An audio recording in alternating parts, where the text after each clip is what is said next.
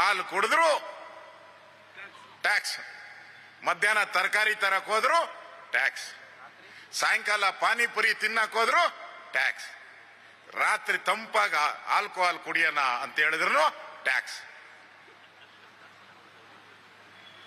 ಎಣದ ಮೇಲೂ ಟ್ಯಾಕ್ಸ್. ಎಣ ನಿಮ್ಗೆ ಬೇಕಾ ಡೆತ್ ಸರ್ಟಿಫಿಕೇಟು, ಅದಕ್ಕೂ ಜಾಸ್ತಿ ಮಾಡ್ಬಿಟ್ಟವ್ರು. ಎಣದ ಮೇಲೂ ಟ್ಯಾಕ್ಸ್.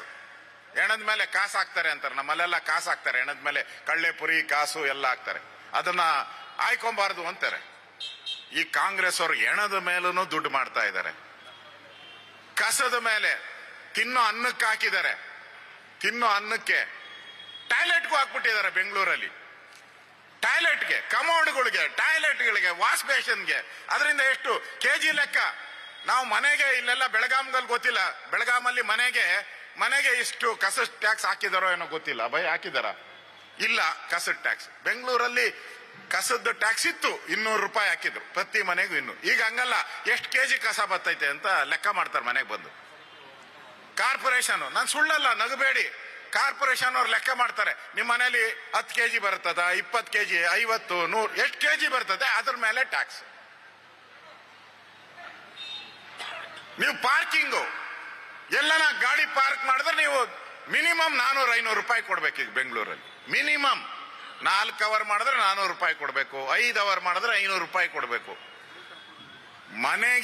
ಮನೆ ಬಾಡಿಗೆ ಕೊಡ್ತಾನಲ್ಲ ಓನರ್, ಅವನಿಗಿಂತ ಜಾಸ್ತಿ ಇವತ್ತು ಬೆಂಗಳೂರಲ್ಲಿ ಕಾರ್ಪೊರೇಷನ್ ದುಡ್ಡಿಗೆ ನಾವು ಕಟ್ಟಬೇಕು.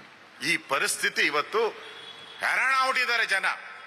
ಅದಕ್ಕೆ ನಮ್ಮ ರಾಜ್ಯದ ಅಧ್ಯಕ್ಷರು ಇದನ್ನ ನಾವು ಜನಗಳಿಗೆ ಹೇಳಬೇಕು. ಇದು ಜನಾಕ್ರೋಶ. ಅದರಿಂದ ಇಡೀ ರಾಜ್ಯ ಅವ್ರೇನ್ ತಿಳ್ಕೊಂಡಿದ್ರು, ಕಾಂಗ್ರೆಸ್ ಸಿದ್ದರಾಮಯ್ಯ ಬಿಜೆಪಿ ಅವರು ಒಂದ್ಸರಿ ಬರ್ತಾರೆ ಸರ್ಕಾರಲ್ಲಿ, ಬೆಳಗಾವಿ, ಕಿತ್ತೂರು, ಚನ್ನಮ್ಮ ಸರ್ ಧಿಕ್ಕಾರ ಧಿಕ್ಕಾರ ಅಂತ ಕೂಗ್ತಾರೆ, ಹೋಗ್ಬಿಡ್ತಾರೆ ಅಂತ ತಿಳ್ಕೊಂಡಿದ್ರು. ಅವ್ರಿಗೆ ಅರ್ಥ ಆಗ್ಲಿಲ್ಲ, ಓ ಇವ್ರು ಬಿಜೆಪಿ ಅವ್ರು ಹಿಂಗ್ ಮಾಡ್ತಾರೆ ಅಂತ. ಈಗ ನಾವು ಇಡೀ ರಾಜ್ಯಾದ್ಯಂತ ಮಾಡಕ್ ಹೊರಟಿರೋದ್ರಿಂದ ಭಯ ಶುರುವಾಗ್ಬಿಟ್ಟಿದೆ. ಭಯ ಶುರುವಾಗಿ ಈಗ ಬಿಟ್ರು ಜಾತಿಗಳನ್ನ ಹೊಡೆಯುವಂಥದ್ಕೆ, ಜಾತಿಗಳ ವಿಷ ಬೀಜವನ್ನ ಬಿತ್ತುವಂಥದ್ದು. ಒಂದೊಂದು ಜಾತಿಗೂ ಯಾರನ್ನು ಬಿಟ್ಟಿಲ್ಲ, ಬ್ಯಾಕ್ವರ್ಡ್ನು ಬಿಟ್ಟಿಲ್ಲ, ಎಸ್ಸಿಗಳನ್ನೂ ಬಿಟ್ಟಿಲ್ಲ. ಎಲ್ಲ ಜಾತಿಗಳ ಮಧ್ಯೆ ಬೆಂಕಿ ಹಂಚುವಂತ ಕೆಲಸವನ್ನ ಮಾಡಿ ಇವತ್ತು ಜನರ ಆಕ್ರೋಶಕ್ಕೆ ಗುರಿಯಾಗಿದ್ದಾರೆ. ಇದರ ವಿರುದ್ಧವಾದಂತ ನಾವು ಹೋರಾಟವನ್ನ ಇವತ್ತು ನಾವು ಮಾಡ್ತಾ ಇದ್ದೀರಿ.